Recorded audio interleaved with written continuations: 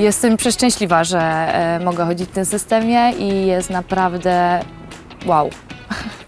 Jestem bardzo aktywną osobą i dla mnie ma znaczenie to, jak chodzi mi się w protezie. Cześć, jestem Danka, mieszkam w Polsce. W wolnej chwili trenuję siatkówkę na siedząco.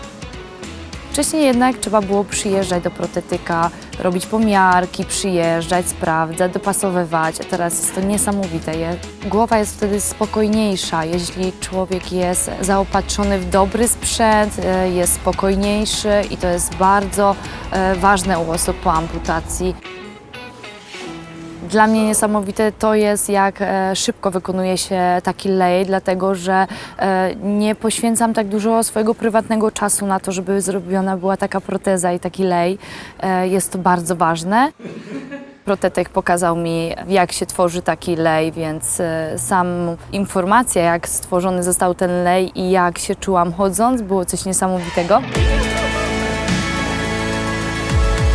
Chcę się rano wstawać, żyć, cieszyć życiem, funkcjonować normalnie, pójść do pracy, pobawić się z dziećmi, czy uprawiać, czy nie sport, tak jak ja to robię. I to jest naprawdę niesamowite, że jest ten spokój psychiczny, ponieważ ma się dobrą protezę.